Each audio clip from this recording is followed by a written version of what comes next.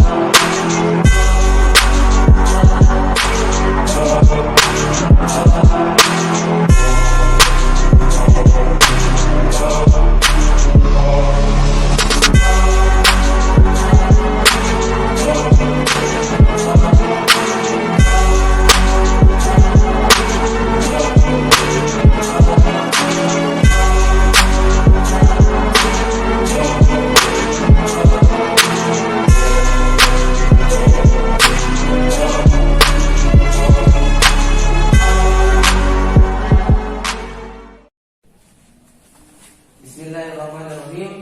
Assalamualaikum warahmatullahi wabarakatuh. Waalaikumsalam warahmatullahi wabarakatuh. Salam sejahtera kepada kita semua. Alhamdulillahirabbil alamin.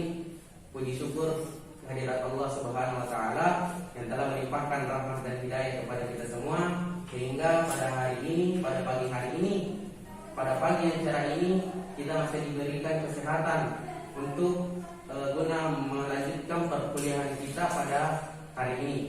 Salawat serta salam selalu tercurahkan kepada baginda Nabiullah Muhammad sallallahu alaihi wasallam.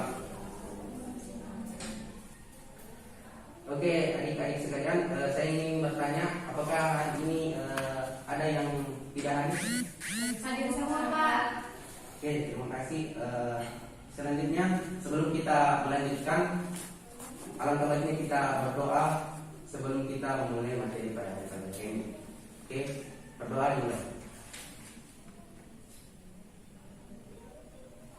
Oke, pada hari ini kita akan melanjutkan materi kita sebagaimana yang telah kita pelajari minggu yang lalu, yaitu hakikat belajar dan hakikat pembelajaran. Nah, pada hari ini kita akan membahas tentang faktor-faktor yang mempengaruhi pembelajaran dan belajar. Nah, sebelumnya saya ingin mereview kembali tentang materi yang pada minggu lalu, yaitu belajar. Ada yang masih ingat apa itu belajar? Saya, Pak, saya. Oke, silakan. Perkenalkan namanya. Assalamualaikum warahmatullahi wabarakatuh. Waalaikumsalam warahmatullahi wabarakatuh. Perkenalkan, nama saya Yusriani Yunus.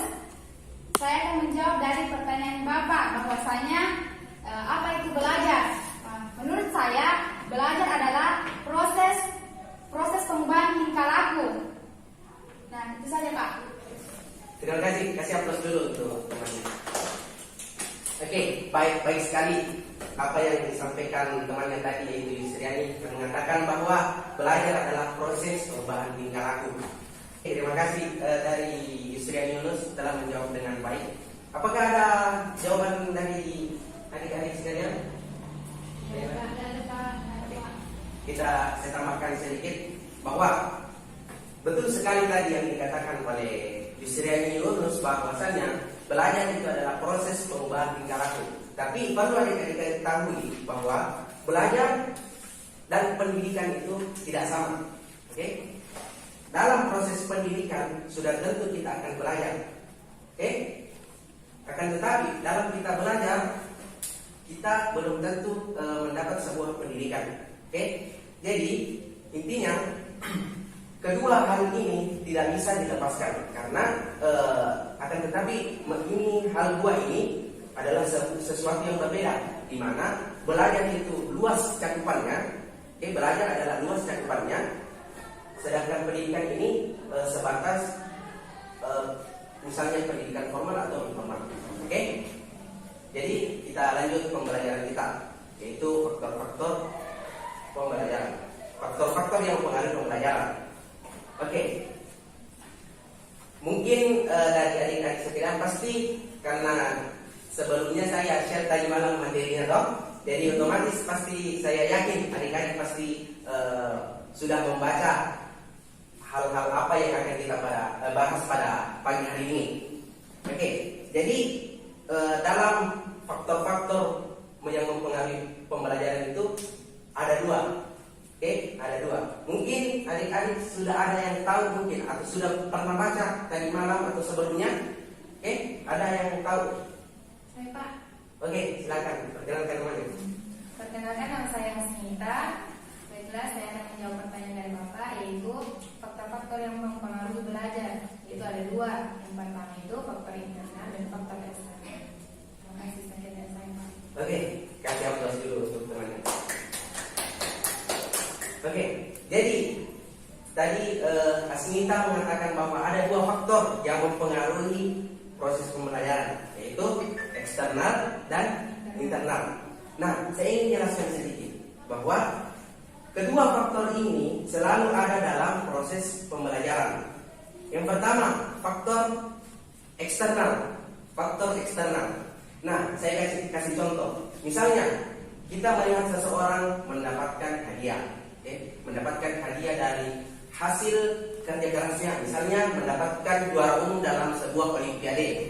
Anggaplah si A mendapatkan gelar olimpiade matematika dan mendapatkan sebuah hadiah. Nah, secara otomatis, secara tidak langsung terbesit dalam diri kita ingin seperti dia untuk mendapatkan hadiah. Dan ini adalah salah satu contoh adalah faktor yang mempengaruhi dari luar. Oke, ini adalah salah satu contoh faktor yang mempengaruhi dari luar diri kita untuk melaksanakan proses pembelajaran. Oke, sudah paham? Paham. Kemudian yang kedua yaitu faktor internal. Oke, faktor internal sesuai namanya internal, yaitu yang ada dalam diri kita. Nah, faktor ini spontan hadir dalam diri kita. Oke, spontan. Misalnya kita lagi duduk-duduk atau kita lagi guring misalnya, langsung terbesit dalam diri kita ingin mengaji atau ingin membaca buku. Nah, itu adalah faktor internal yang kehadirannya langsung ada dalam diri kita. Oke?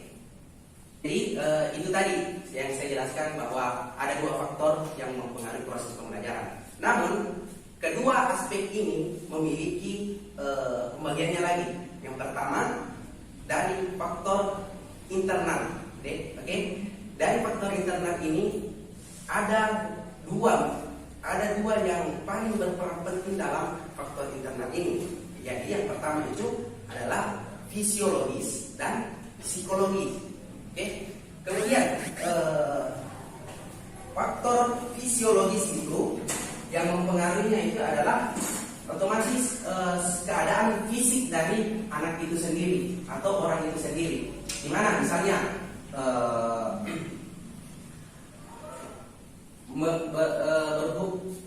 berkaitan dengan fisiologis itu, yaitu berkaitan dengan alat indera kita, misalnya mata, pendengaran dan lain-lain. Itu ya adalah faktor yang sangat sensitif atau faktor yang sangat penting dalam proses pembelajaran. Oke.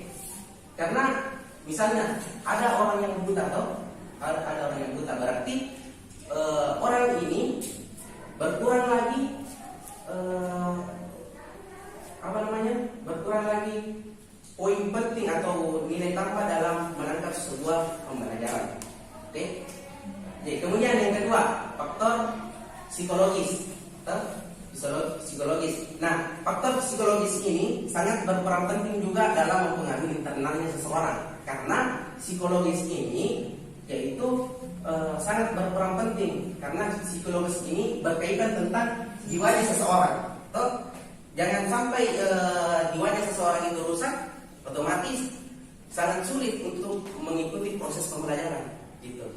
Ya, kemudian yang kedua yaitu faktor eksternalnya tadi. Sekurang-kurangnya faktor eksternalnya ini ada 3 yang mempengaruhinya. Mungkin sudah ada yang baca. Coba Ada yang bisa jawab? Saya Pak. Oke, silakan. Perkenalkan namanya. Perkenalkan, nama saya Dian Maharani Rusli. Baiklah, saya akan menjawab pertanyaan dari Bapak, yaitu terdapat 3 faktor. Yang pertama itu faktor keluarga, yang kedua masyarakat, yang ketiga sekolah. Terima kasih. Oke, terima kasih Dian. Jadi ini adalah tiga faktor yang mempengaruhi faktor eksternalnya dalam proses pembelajaran. Itu tadi apa? Keluarga, sekolah, dan masyarakat.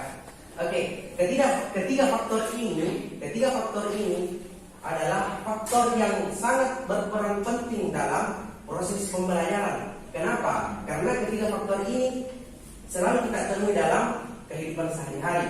Misalnya dalam faktor keluarga, ketika kita berada di lingkungan keluarga yang baik, otomatis proses belajar kita akan sangat baik. Kita akan mendapat hal-hal positif. Kemudian yang kedua, faktor sekolah. Oke, sekolah. Nah, kalau faktor sekolah ini sudah tidak diragukan lagi karena sekolah memang tempatnya belajar dan pendidikan. Oke, jadi otomatis kita mendapat asupan pendidikan di dalamnya. Kemudian yang ketiga, faktor masyarakat atau faktor lingkungan. Nah, faktor yang ketiga ini yang sering merubah perilaku seseorang, merubah proses pembelajaran seseorang. Di mana ketika kita tidak bisa mengendalikan lingkungan atau kita tidak bisa kita tidak bisa mengendalikan lingkungan kita, otomatis kita yang akan dikendalikan oleh lingkungan. Misalnya ketika lingkungan kita tidak baik, nah, otomatis ketika kita juga memiliki sistem pertahanan yang lemah, otomatis kita akan terpengaruh oleh lingkungan. Jadi saya sampaikan bahwa faktor eksternal itu yang sangat mempengaruhi proses belajar seseorang. Karena bisa jadi ketiga faktor ini yang akan mendukung kita dalam proses pembelajaran. Oke, itu tadi yang saya jelaskan tentang faktor-faktor yang mempengaruhi pembelajaran. Itu ada eksternal dan internal, di mana faktor eksternal dan internal ini saling berkaitan dalam memengaruhi proses pembelajarannya seseorang. Oke, mungkin dari apa yang saya tadi jelaskan ada yang kurang dimengerti atau ada yang kurang dipahami, silahkan ditanyakan. Oke, saya persilakan satu orang sebelum waktunya berakhir, toh. Saya karena masih ada kurang lebih 5 menit. Oke, dari adik-adik ada yang ingin bertanya? Saya Pak. Oke, Saya Pak. Istri Adi. Masih atas kesempatan yang diberikan oleh Bapak. Jadi pertanyaan saya begini Pak. Tadi Bapak jelaskan mengenai faktor internal dan eksternal. Jadi yang saya mau tanyakan itu faktor internal, faktor dari dalam diri seseorang. Nah, jadi bagaimana Pak jika ada seorang siswa yang hanya memiliki minat untuk belajar, tapi dia tidak mau berusaha? Jadi bagaimana solusinya itu Pak? Terima kasih Istri Adi, pertanyaan yang sangat baik. Bahwasannya bagaimana misalnya kalau ada seseorang yang memiliki minat untuk membaca tapi apa tadi? Membaca atau apa? Iya, seperti itu Pak. Oke, misalnya ada seseorang yang memiliki minat untuk membaca tetapi tidak ada usaha untuk melaksanakannya. Saya rasa itu bukan minat ya, tapi hayalan. Bedakan minat dan hayalan. Minat itu sama seperti impian atau cita-cita. Di mana ketika kita ingin berminat untuk membaca, otomatis ada jalan yang kita lakukan untuk mencapai hal itu. Misalnya kita berminat untuk membaca, otomatis secara langsung, secara refleks kita akan tergerak atau bergerak untuk melaksanakan hal itu. Saya rasa kalau misalnya ada keinginan atau ada sesuatu yang ingin kita kerjakan tapi tidak kita lakukan, saya rasa itu hanya sebuah hayalan ya, hayalan yang tidak ada sesuatu yang kita lakukan untuk mencapainya. Mungkin seperti itu. Bisa dimengerti? Ya, bisa Pak. Terima kasih. Terima kasih. Jadi, Pak. Oke. Kalau kita mempunyai minat tapi tidak ada bakatnya, bagaimana tuh Pak? pertanyaan apa misalnya kalau minat dan bakat itu, saya rasa kalau seseorang yang memiliki minat, otomatis belum tentu dia berbakat toh. Akan tetapi ketika dia berminat dan untuk mencapai bakat itu perlu ada jalan untuk mencapai itu. Misalnya kita ingin menumbuhkan minat baca misalnya, kita ingin menumbuhkan minat baca, otomatis kita harus setiap hari membaca atau minimal kita memiliki target bacaan setiap hari sehingga kita memiliki bakat dalam memanage dalam hal membaca gitu. Ya, misalnya kita memiliki minat lainnya, misalnya supaya untuk mencapai yang namanya bakat harus kita lakukan secara rutin, continue misalnya toh. Oke, itu saya rasa itu tadi penjelasannya. Mungkin kita cukupkan saja pada hari ini. Semoga apa yang kita dapatkan pada hari ini bisa bermanfaat ke depannya. Oke, sebelum kita tutup, saya rasa dari adik-adik ada yang bisa simpulkan apa pokok bahasan kita pada hari ini? Ada yang bisa simpulkan? Saya, Pak. Oke, silakan Dian. Terima kasih atas kesempatan yang diberikan kepada Bapak. Oke. Baiklah, saya akan menyimpulkan apa tadi materi yang diberikan kepada kita semua. Yaitu pembelajaran biasanya dilaksanakan di suatu ruangan atau di luar ruangan. Namun pada biasanya pembelajaran dilaksanakan di sekolah. Pada hakikatnya pembelajaran merupakan interaksi timbal balik antara peserta didik dan guru. Dalam proses belajar mengajar yang dinamis untuk mentransfer nilai-nilai ke siswa supaya dapat melakukan perubahan tingkah laku maupun pengetahuan sehingga siswa dapat menggapai cita-cita yang dicapai. Adapun faktor-faktor yang mempengaruhi belajar yaitu terbagi menjadi dua. Yang pertama faktor internal, yang kedua yaitu faktor eksternal. Yang pertama faktor internal terbagi menjadi dua, yaitu aspek fisiologi, aspek psikologis. Sedangkan faktor internal terbagi menjadi tiga, yaitu keluarga, masyarakat, dan sekolah. Terima kasih. Oke, terima kasih. Dian, coba beri aplaus untuk Dian. Oke, itulah tadi kesimpulan pembelajaran kita pada hari ini yang disampaikan Dian. Sangat lengkap oleh Dian. Semoga apa yang kita capai pada hari ini bisa kita implementasikan dalam kehidupan sehari-hari kita. Oke, kita akhiri saja, kita cukupkan pembelajaran kita pada hari ini. Saya pamit undur diri. Wassalamualaikum warahmatullahi wabarakatuh. Waalaikumsalam warahmatullahi wabarakatuh.